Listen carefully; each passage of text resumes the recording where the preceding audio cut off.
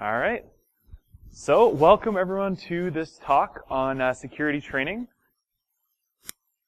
There's a great turnout, so this is just for you guys. So there will be lots of opportunity to make this more custom to you guys. So I'll try to get to the end fairly quickly so that there's time for questions. So if you have any questions about anything that I cover, please feel free to ask them at the end. I'm happy to answer them, and it'll be a part of this so that it'll help other people as well. So let's get started.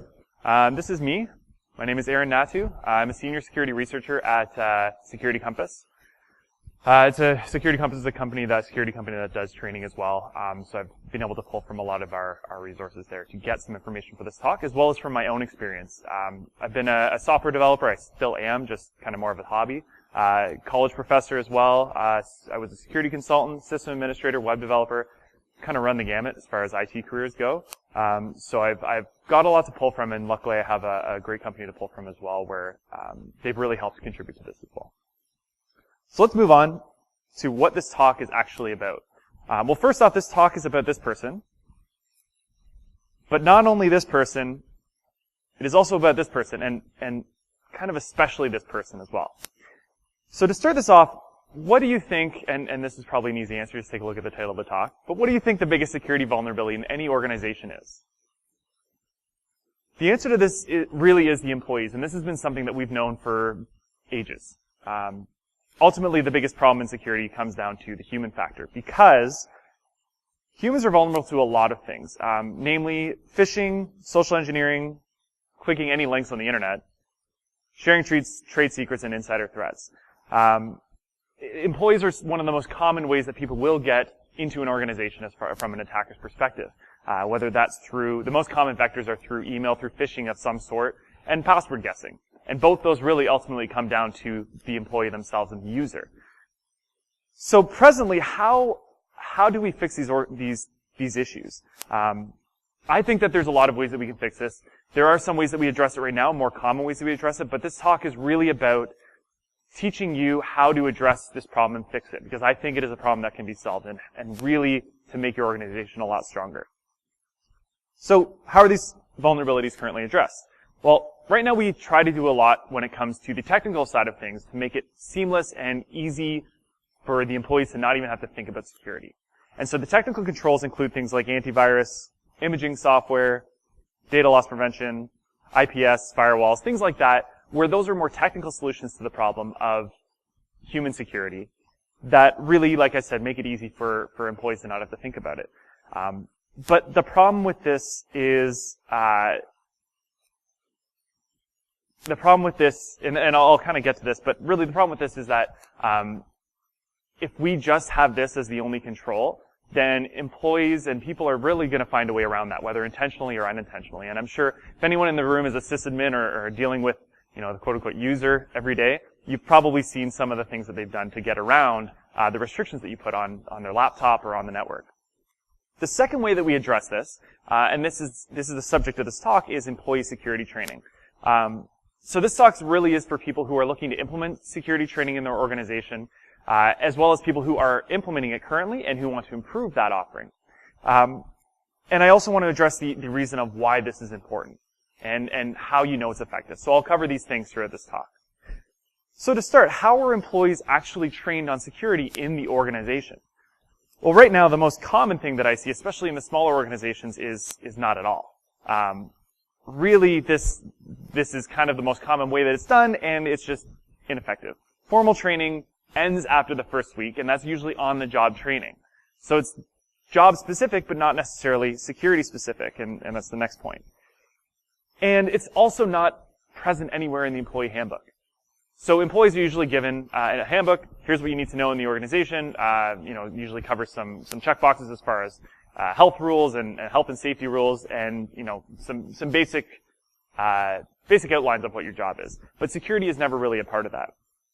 And this ultimately makes the security team's job impossible to do, because, like I said, if you have technical controls in place, but employees are not trained on how to use them or what they mean or why security is important, then they're going to find a way around that because it's inconvenient.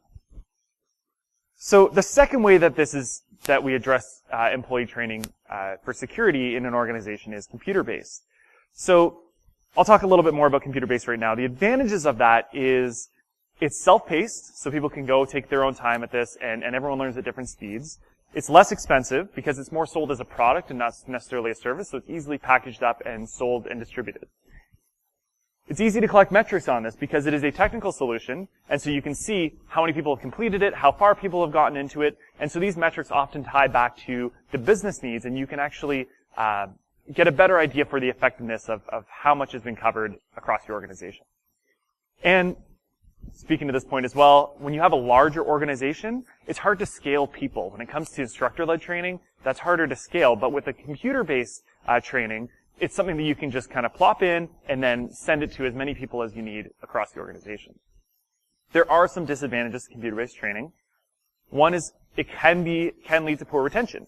This is often an issue, not necessarily with the training, the method of being computer-based, but part of it is because it's not, you don't have that interaction. Not everyone learns from sitting behind a computer screen and reading things off. There's no sense of interaction. You don't have someone you can necessarily ask questions to. And that kind of goes to the next point is there's often no support without extra cost. So if you want some kind of customization or you want to ask questions to someone about it, usually that will cost extra. And this I will come back to later why this is important, but you can't, when you get computer-based training, because it is product-based, it's a product essentially, it doesn't really get tied into a specific organization other than maybe having your branding. It doesn't tie back to specific projects that are important to the people that are taking the training. And I'll get to why that is important later. So the third method is instructor-led training. Instructor-led training has a few advantages. One is that it's this interactive environment. So like where we are right now, there's someone at the front speaking about a subject, but in a classroom environment, you have the opportunity to, at any point, if there's any questions, if there's something that you don't quite get, you can raise your hand and you can ask, and you can get the answer immediately. Which is really, really valuable when you're trying to retain information that is new and something that you haven't necessarily learned before, which is very common when you're dealing with training on security. Because most people do not think about or even care about security. So the next point is that you have a better retention because of that. So everyone learns differently, but with instructor-led training, you have the chance to, A, tie it back to relevant projects, but B, incorporate all different types of learning methods and teaching methods that makes it so that anybody can learn the subject matter. And it's also more customized, so you can tie it into specific projects. You can tie it into what what the goals of this organization are.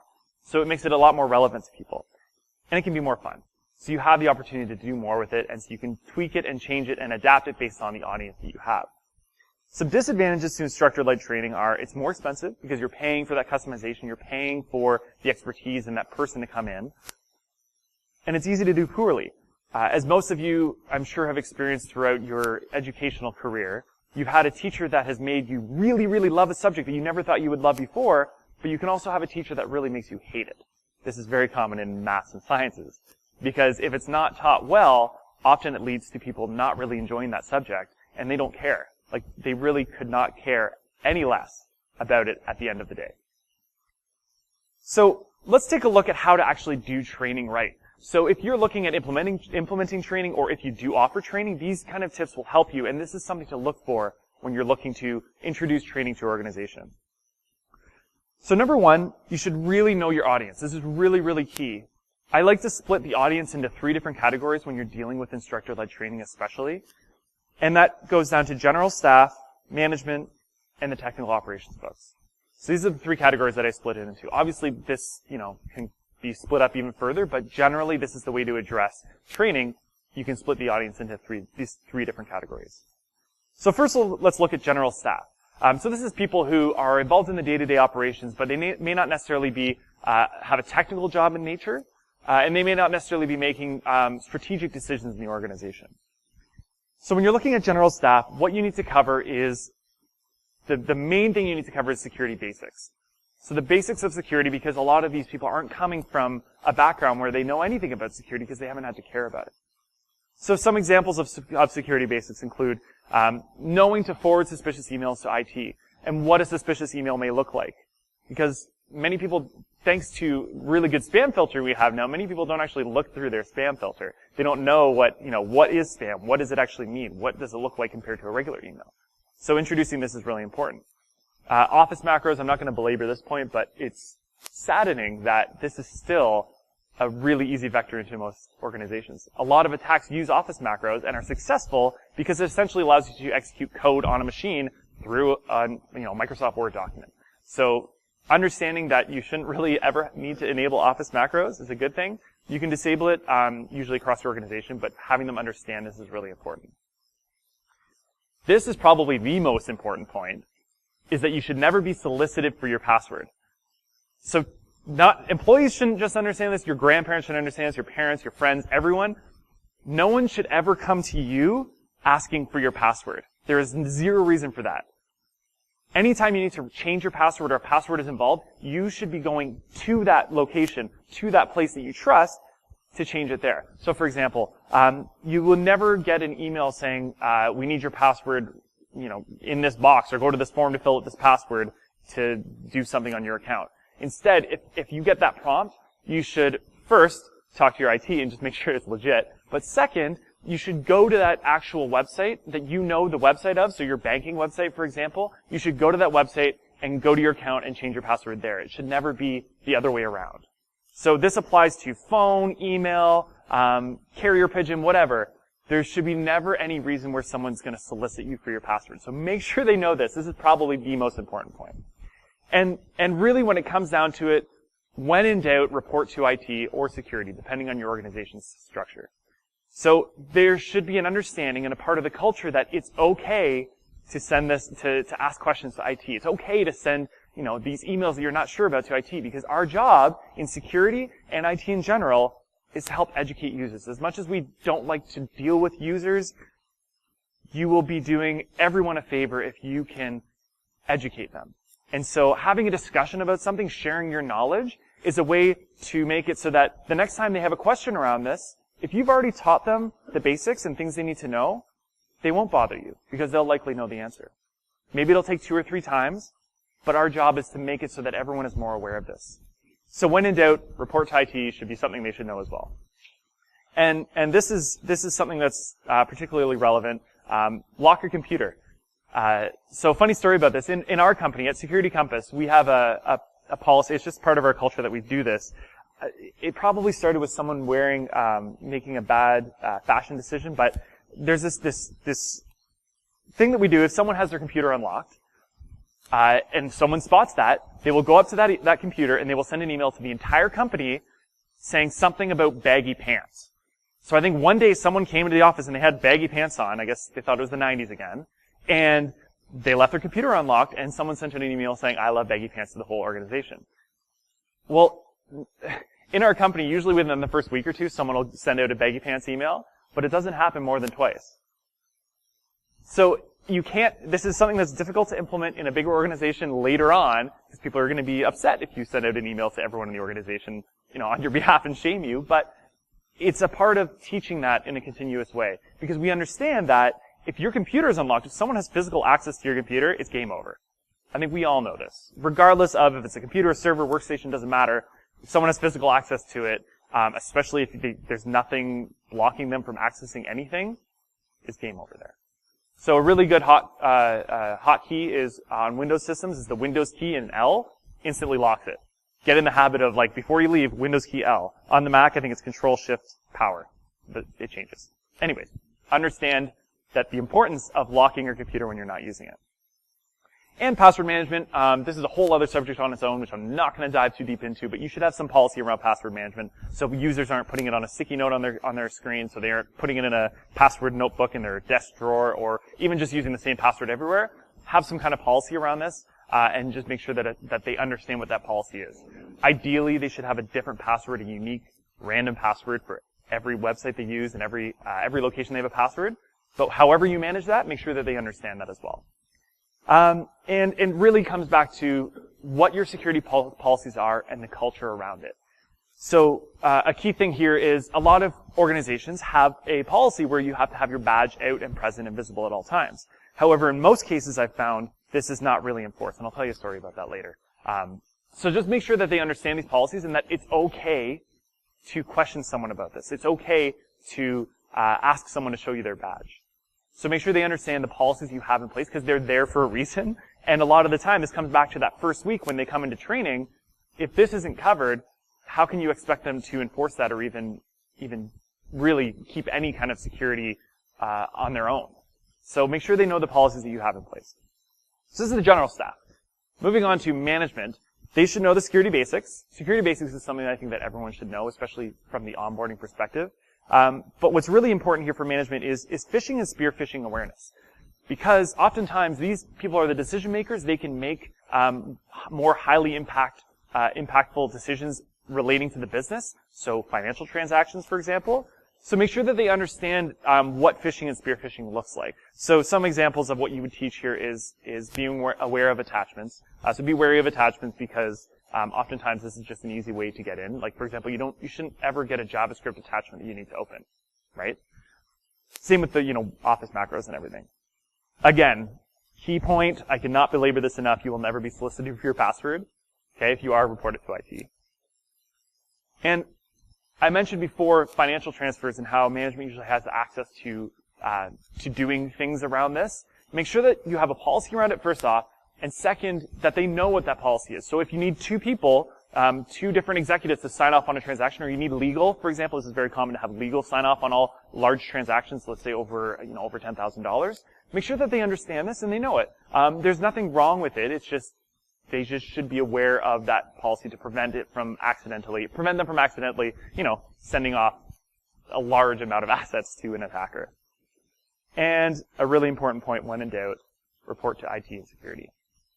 Because that's what we're here for. So let's move on to technical operations.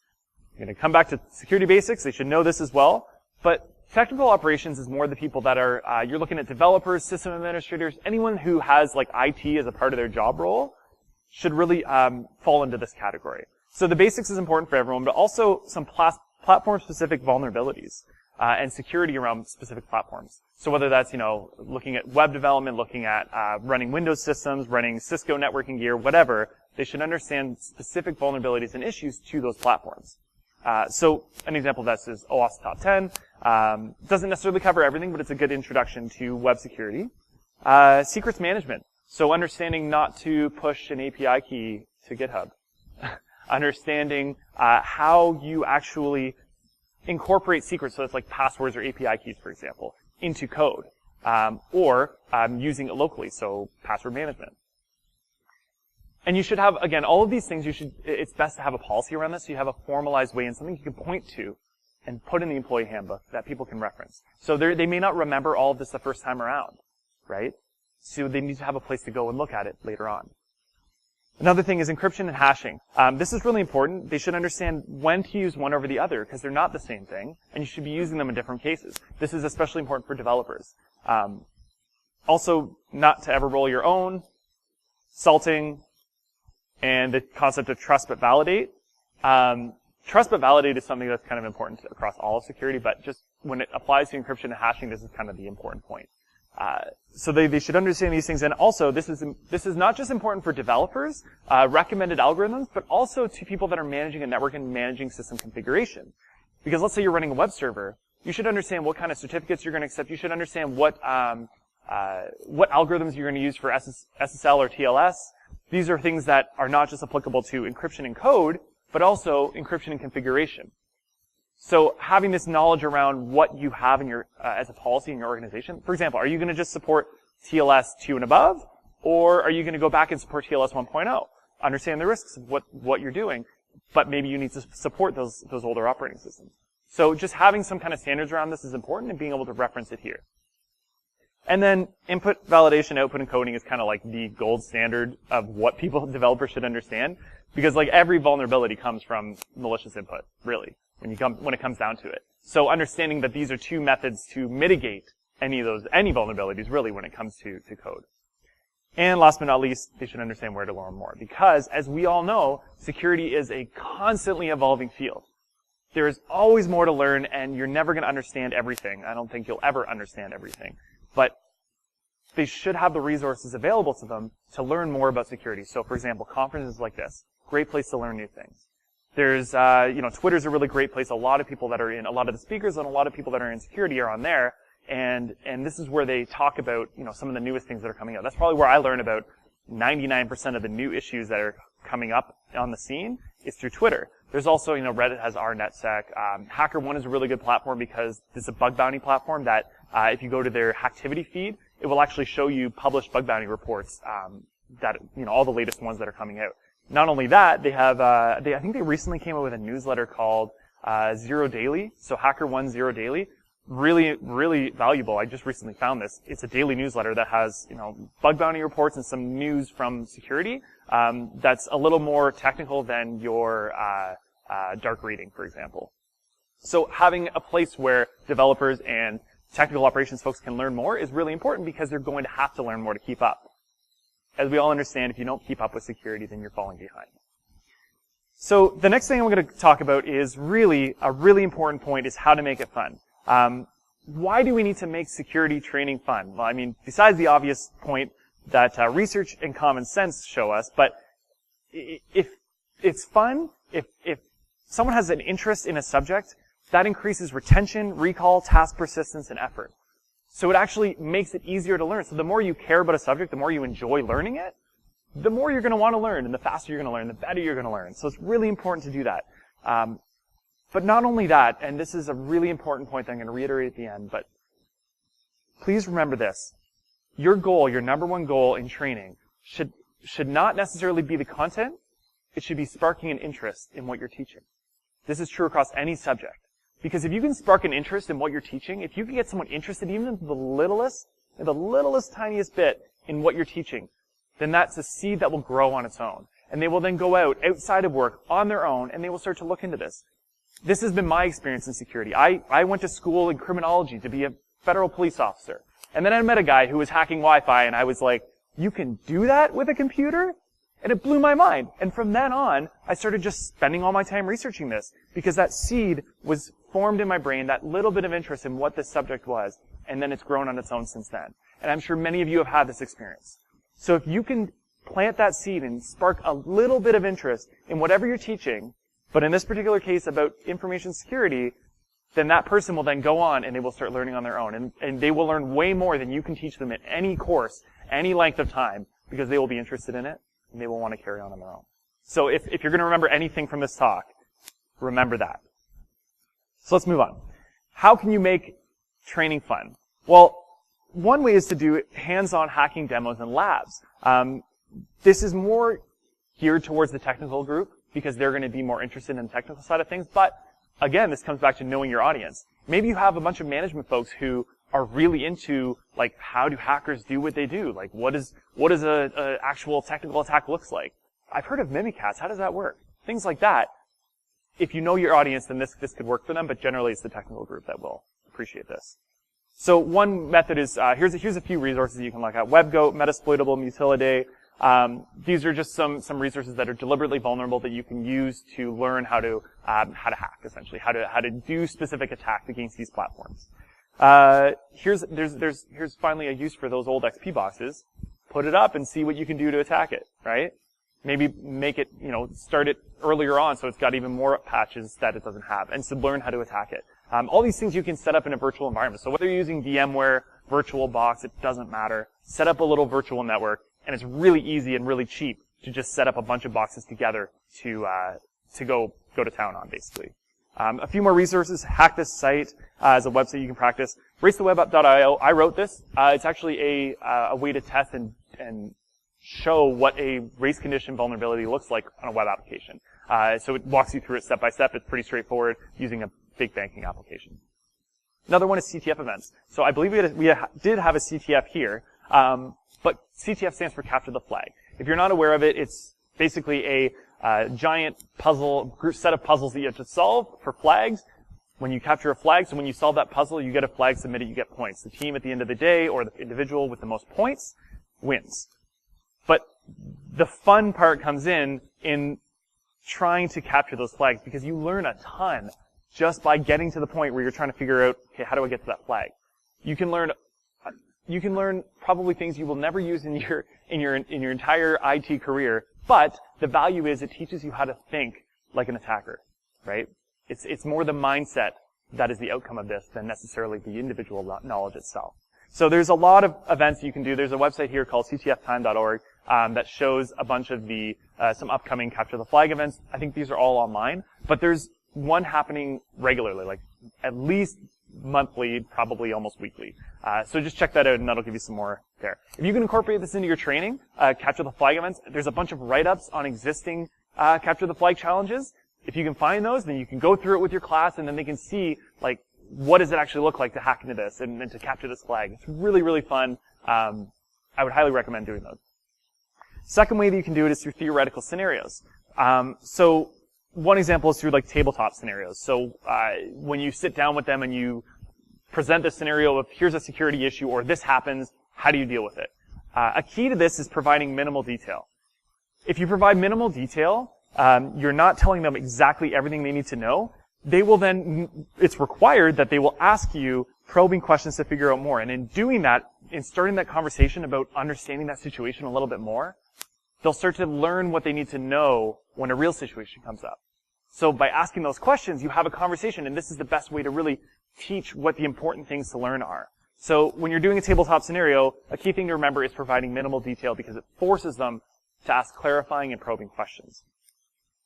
One other thing you can show them is a phishing email versus a real email. I was talking about this before, but some of them are very good, like really, really good. There was, I think, like a month ago or a few weeks ago, there was the giant Google Docs email that was incredibly successful because it looked legit, and they caught hundreds of thousands of people in it through this one phishing email. You can look it up later, but it shows the effectiveness of a really good phishing email. So maybe point to that one and say, does this look like a real email or not?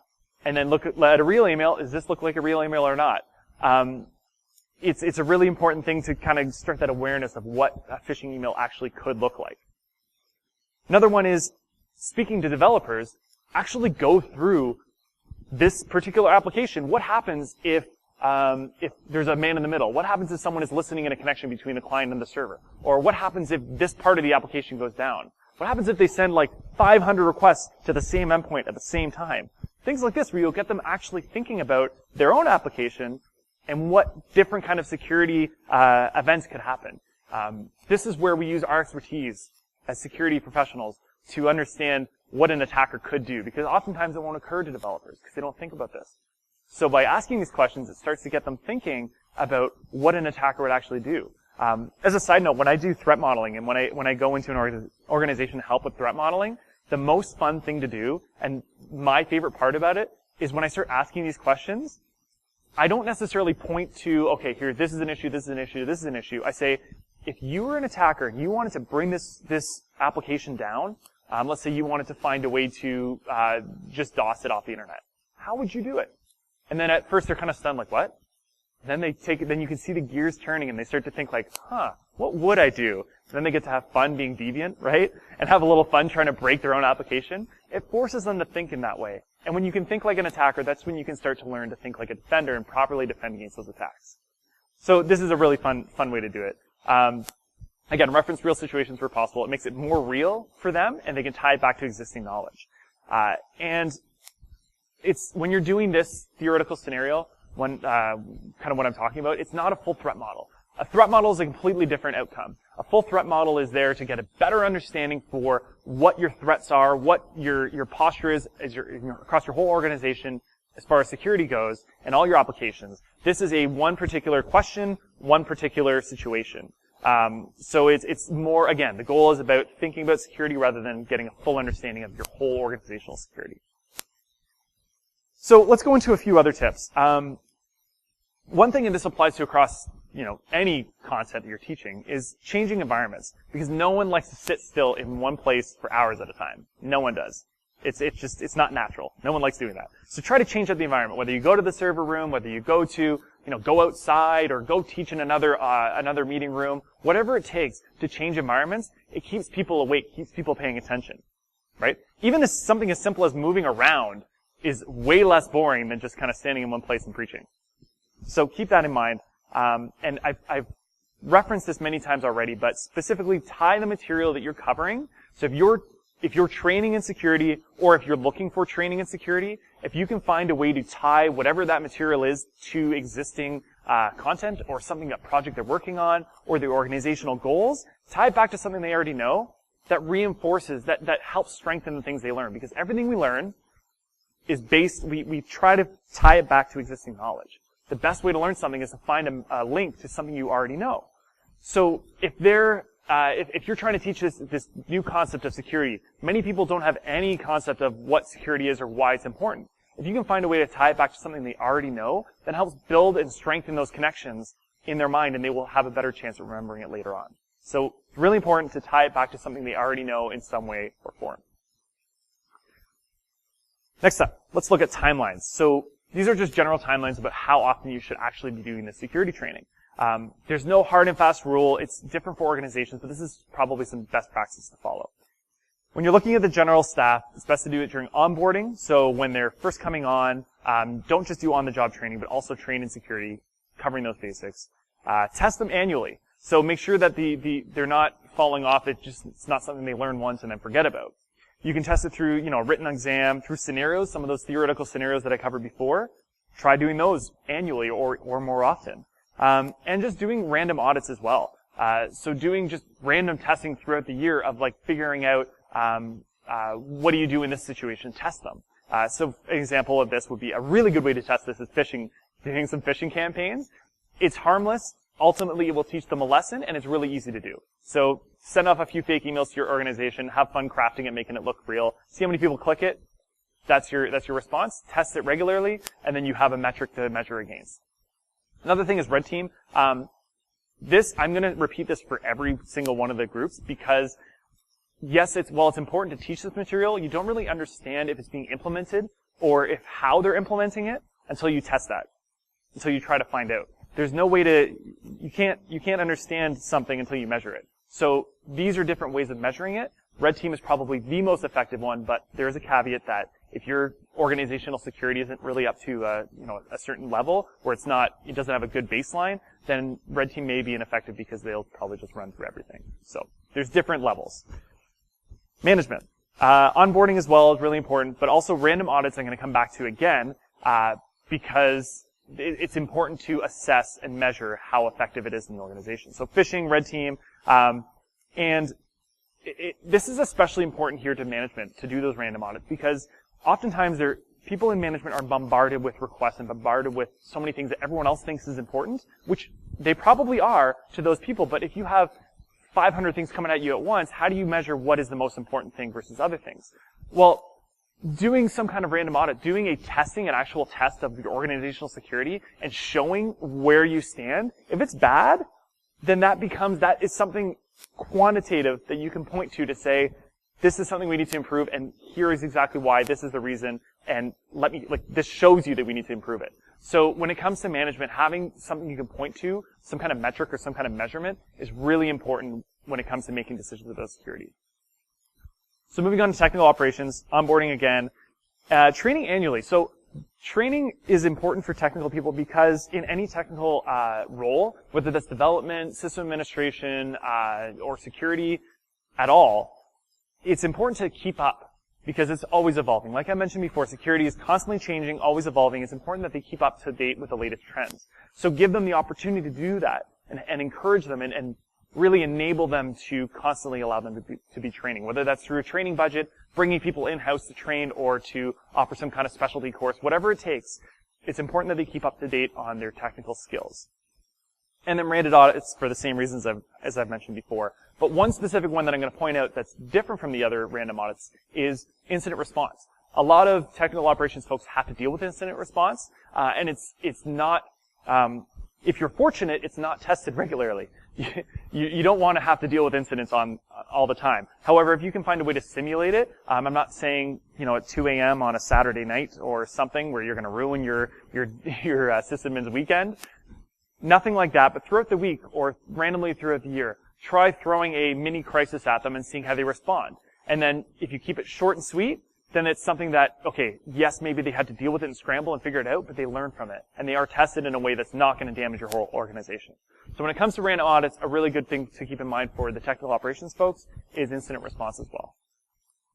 So let's take a look at how you actually test to see whether they've retained the material, because if you've done your job well, they will retain it, but how do you know this? So a few ways you can do this is is through testing it throughout, test understanding throughout the entire time you're teaching. So instead of sitting at the front of the class or having someone sit at the front and say, this is what you need to know for a week, without any kind of feedback or testing throughout, you may have had someone or everyone stuck on the first day, and by the time you get to the last day, they wouldn't have learned any more than what you've taught on the first day because you didn't check in regularly to know that they understand what you're talking about. So it's really important when you're teaching anything, when you have someone coming in to teach, that they're constantly checking in and making sure everyone's on the same page. So you can do this through things like situation-based scenarios to make it a little more fun. You can do written tests as well. Written tests often aren't as effective in testing comprehension, but if you keep it short and keep it maybe more around having like an essay question or something where they need to expand on it, it's a little bit better. But the reason why you can do these written tests and the reason why you should is because it provides more quantifiable data. So it's easy to say like they got, this person got 9 out of 10, they roughly are on par with where we're at, as opposed to finding someone who's maybe 1 out of 10 and it's like, okay, this person's probably not keeping up with where we're at. So it's important to have that quantifiable metric as well. And then you can do an exam at the end of the course, however you want to do that. Again, if you can stay away from just doing written stuff, where you can have some kind of conversation or a scenario where you can test them in, that's even better. But there's a bonus if there's a certification tied to it, because not only will that incentivize your employees to want to do it, because having another letter to the alphabet soup at the end of their title is important, but also as an organization, you can then point to these certifications that you have. So you can say, okay, our employees are X and Y and Z. So you can say that these people are all certified, and then you now have more credibility as an organization. And then, again, coming back to regular security audits, the reason I keep talking about this is because it's important to measure the effectiveness. And one of the best ways to measure how it's implemented and how it's being practiced across the organization is these regular security audits. So phishing, social engineering, red team exercises. And then something a little more novel that you may not have thought about is in these regular performance reviews that pretty much everyone does, why not have a little component for security? So just ask them a question about, okay, in this situation, what would you do? And have a conversation. It's best if you have someone there who is maybe a security champion or someone who is a security expert in the organization, or bring someone in, and it's important to have that dialogue because security is more than black and white, as most things are, and there's more than one right answer, and there's usually a more depth involved in solving security problems. So if you can have a conversation around it, it's usually better than just having them answer, what's on port 23, right? How do you, what's a firewall? Something like that. So have a conversation there. So how do you actually know how it's worth it? So do you know whether the training's worth it? When you're trying to sell it to your management, how do you know it's worth it? Problem is this can be a trick question.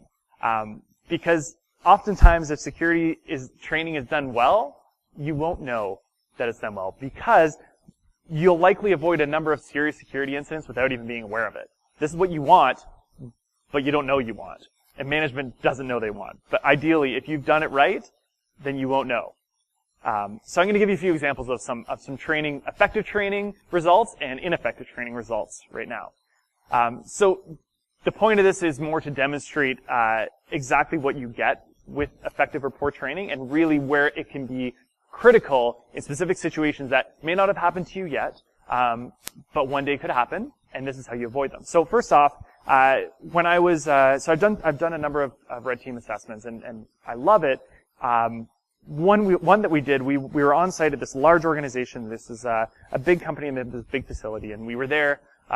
We got in. I won't go into details, but it involved balloons and the security guards and a birthday. But we got in, and we basically hung out in the cafeteria till the nighttime, and then we just at nighttime did our thing. But we needed a spot to set up shop, to put our laptops and kind of have our base of operations. So we chose this meeting room that was kind of bottom floor out of the way, or we thought it was out of the way. But it was out of the way, and we kept seeing people go back and forth. We're like, this is more well-trafficked than we thought. When we went outside, we looked at the door next to us. It said Security Operations Center. And there were security guards and security folks always constantly walking back in front of the meeting room, which had a clear window. It was not like a, boarded up room. It was a clear window. And they saw us regularly. And throughout the night, this kind of startled us at first, but later on as the night went on, we started to realize they're not doing anything. They don't really care. Their policy, so they have this badge policy where everyone had to have their photo ID and their badge present and visible at all times. So we were going through the building, and at first we were trying to kind of avoid the security guards. But after a while, we realized they didn't care, and we would walk by them and just kind of wave by as we went by. And one of us had a fake visitor badge that was like a photocopy scan that was deliberately made to look pretty bad, just to see if they caught us. The other person didn't have anything at all. Not once did any of the security folks or the security guards stop us. One time we were actually trying to get into we were in HR, one of our objectives was to get the HR records, and we found the VP of HR's office, and, using our under the door tool, making a lot of noise to try to get in. And I turn around, and there's a woman sitting at her desk right there.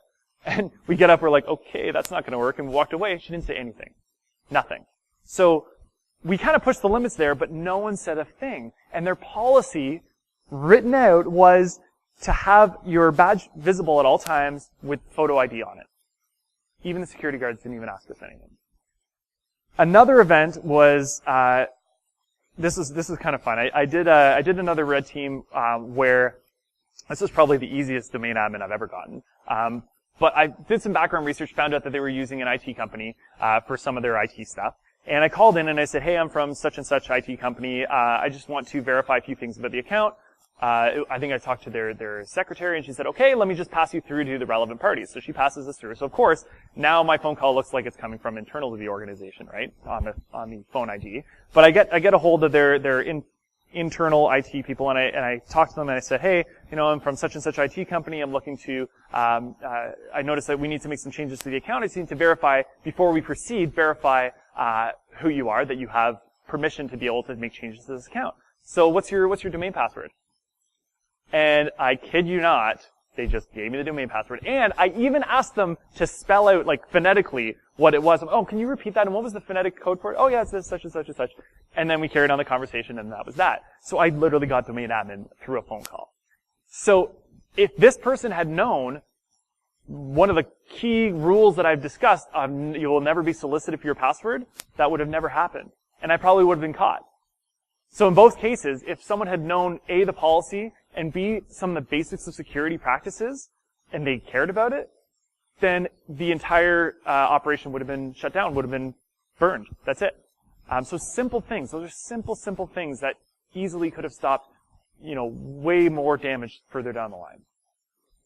There was an instance of really good training, where we were at we were on site of this building, and so we were there during the day, and we'd already done quite a bit, and so we were trying to be a little more brazen with what we were doing. And so we were going to around the side entrances, and there was one where there's this big, long window, and there's a door in the middle of this platform. So it's like completely open courtyard. I just walk up, and I see, oh, I can't get in. There's people there standing. And I kind of knock on the window. I'm like, hey, can you let me in? And they're like, they came into the door, opened the door, and they asked me for my badge. I said, oh, I don't have it with me. I'm just here to meet someone. I can't find my way in. They're like, okay, that's fine. Come on in. And I'm like, oh, sweet, I'm in. But then, because I didn't have my ID, they said, okay, I'm just gonna have to escort you to security, just to make sure that, so you can get your ID checked and just, everything's good. And so this person actually took me, walked me through the entire building. This is not a small building. They walked me through the entire building, and meanwhile I'm like sweating and making up the story in my head about how I'm gonna get out of this. They bring me to the front desk of security. They say, here you go. This person needs help with their ID. I managed to find some excuse and way out of it, but regardless, they had caught me. Because they followed the policy, and I later found out that this person, wasn't even in security. This person had nothing to do with security. They were a project manager in the organization. So this is someone that would fall under the general staff category, and they potentially just could have stopped a huge amount of damage to their organization. They probably did. Just from that one thing. Because it was okay, and they felt like it was a part of the culture to be able to do that. So that was a really good instance of just the human being your strongest advocate and being your strongest asset in security, just from that one little thing. So I thought that was really, really well done, and I ended up commenting to I hope they got a raise or something after that, but I commented to their bosses about it as well. So, finishing up, I think the one thing you should understand from this conversation is that, with the right training, you can make your employees your greatest security asset. So that project manager at the end, they became a stronger security control than any blinky boxes they had in their server room. Just that one person. The more people that you can teach, and I'm going to kind of get to this in the final message, the biggest vulnerability in the organization is humans. But if you're going to remember one thing about this entire presentation, remember this.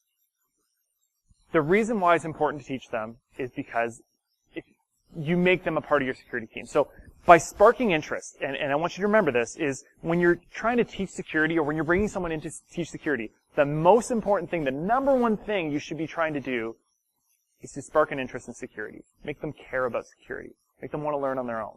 If you can do that, then you have then grown your security team by one for every person you've done that to. And that person will then become a huge security asset. Huge. More than you can measure. And a close second is the material, which I hope that I've kind of covered some of the basics around throughout this presentation.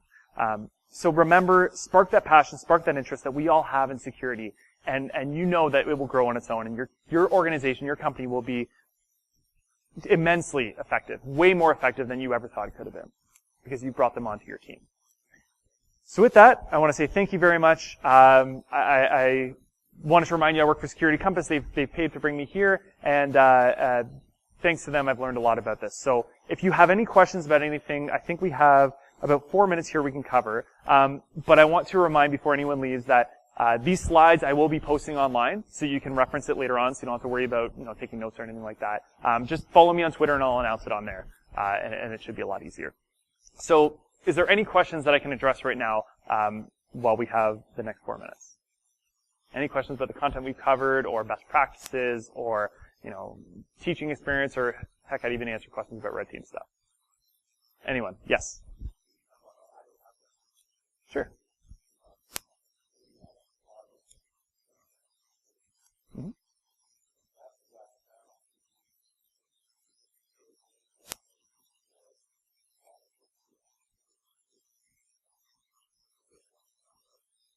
Right. So the question was, when you're doing a phishing emails, what kind of data do you track? Do you track individuals, or do you track just data around the number of clicks? It depends. When you're doing these kind of audits, you want to minimize the amount of individual blame that gets put on there. However, sometimes it's unavoidable. So it depends what your objective is. If your objective is to find how many people are going to enter a password, oftentimes you will then collect the numbers around how many people went to the site and entered data. Or you can do something, and this is usually the easiest way to do it, is just track how many people actually clicked a link to go to, a malicious site. Because just clicking a link could lead you somewhere that does a drive-by download or executes a cross-site scripting attack or something. Clicking a link in itself could be lead to a bad outcome. So tracking either is good.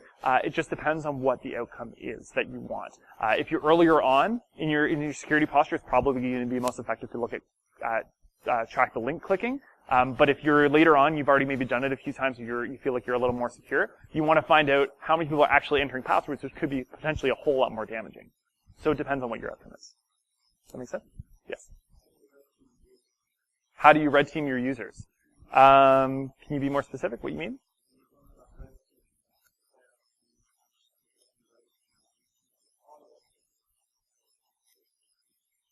Mm-hmm. What I meant by red teaming is more just a general red team practice. So I mean real red team. I don't necessarily mean doing a phishing campaign on its own or a pen test. I mean doing a whole red team engagement where there's no rules and you have objectives that you want to try to reach. So let's say, and this is why I've said the caveat before of you make sure that your security level is at a certain baseline where you have the basics covered, because otherwise it's going to be ineffective. But if you have those basics covered, and then you want to test to see overall how effective, how well your company is implementing security, so whether that's the developers that you're training on the internal applications, the sysadmins, how they're managing the network, how they're managing the systems, you can really audit everything together with a red team because it's a much more all-encompassing, thorough assessment. That's kind of what I meant. I didn't mean like individuals, red teaming individuals. It's more an organizational-wide thing because the goal of this training is to improve the security of your organization, not just the individuals, but throughout the whole thing. Does that answer your question? Sure, that's a big component of it. Yeah, so that's red team usually consists of physical, which is like gaining access without a badge, or picking locks. Social engineering, which is just finding a way in or tricking people to give you passwords. And then there's the technical side of things where you're actually in the network or you're from the outside trying to break in. Those are kind of the three main components when it comes to a red team. Are there any other questions? No? If you have any other questions, I'm here for the rest of the day, and I'd be happy to answer them. You can reach out to me on Twitter anytime. My DMs are open. That hasn't blown up in my face yet. But if you want to, ask me any questions anytime, please reach out. Thank you very much.